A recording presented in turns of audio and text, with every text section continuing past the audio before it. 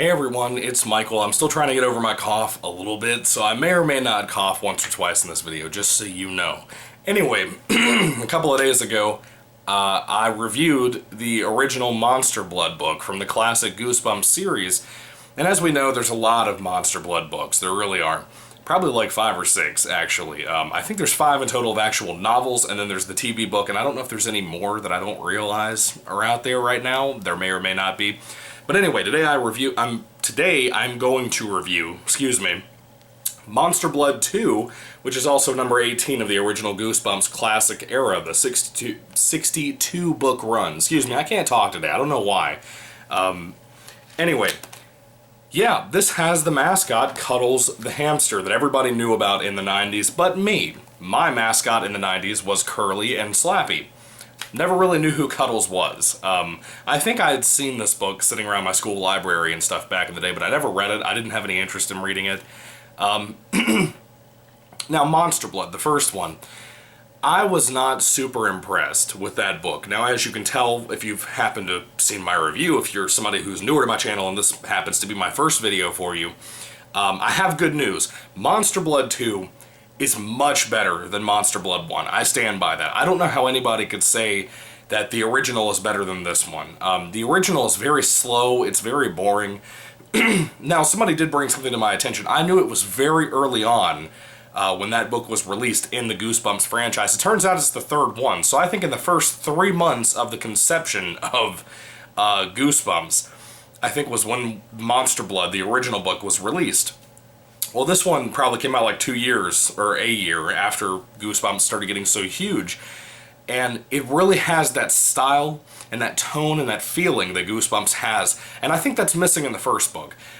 Monster Blood 2 was kind of meandering, story-wise. Like, it didn't really have a plot. And as the story went on, I gotta say, that last 10 or so pages, the last like 2 or 3 or 4 chapters, saved the book for me. And not even saved it, but it made it much better. It made it what I think it should have been all along, that I didn't even realize that Goosebumps could take something like Monster Blood and go in that direction with it. It really worked for me.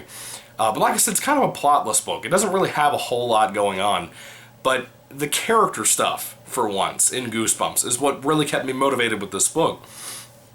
Now, surprisingly, this is one of the very few direct sequels to the first book. Like Night of the Living Dummy, for example, we never know how Slappy keeps coming back. He gets destroyed at the end of a book and then he comes back. We don't know why.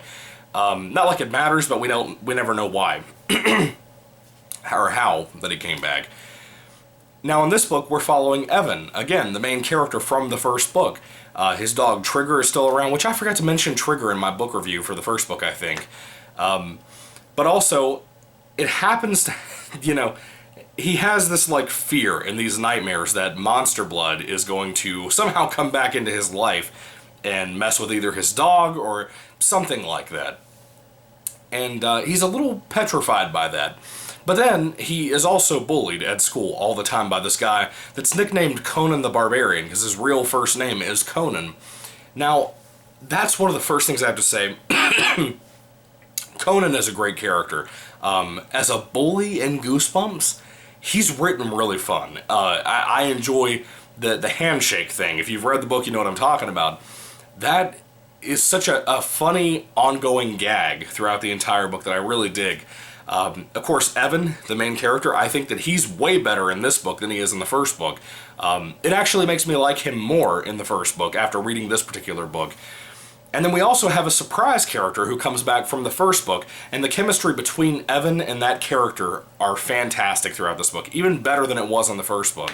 I had such a good time reading Monster Blood 2.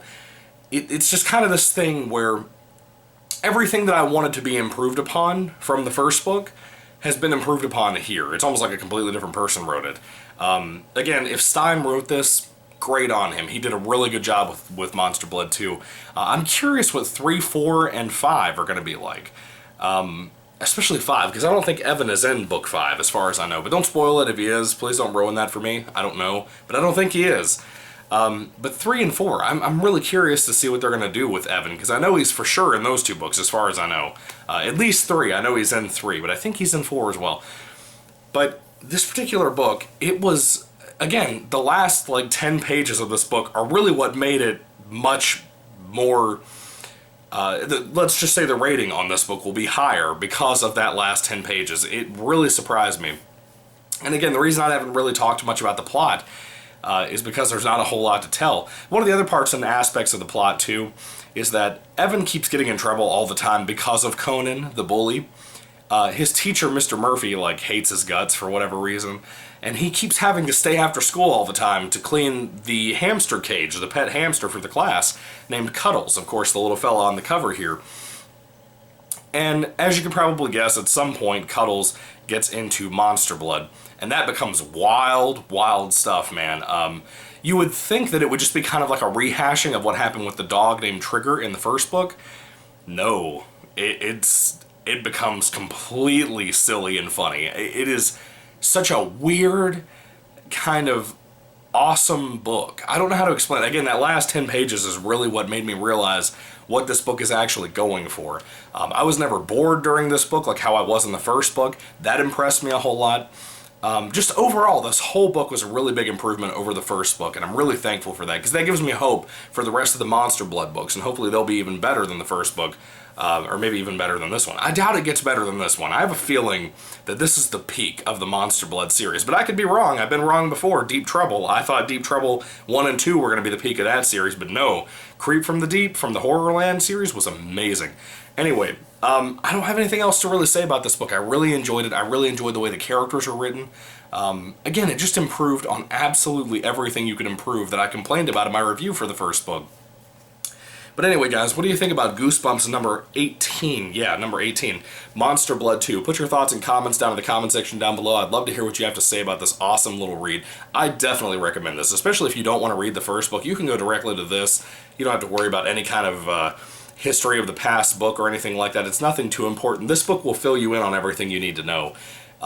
Not that I recommend jumping around, but if you're somebody who can only find Monster Blood 2 and you don't want to have to wade through a bad book like Monster Blood 1, which wasn't really bad, it was just fine, then I'd recommend reading this. This is really good. This is what I think the first book should have been, in my opinion. But anyway, what are your thoughts? Put them down below. Thank you for watching, guys. If I had to rate Monster Blood 2 on a 5-star basis, I would easily give this a 4 out of 5 stars. It was really solid. It was really fun. Again, that last 10 pages improved that rating for me. This was really good. It was a really fun book, especially today when I read the last 20 pages of the book. Really good time. Had a great time reading it. It's just so insane. You know, this book really went out there, like super out there. And it was great. It was such a great kind of monster flick type thing. Anyway, thank you guys for watching. May the Lord Jesus Christ bless you guys today. And goodbye.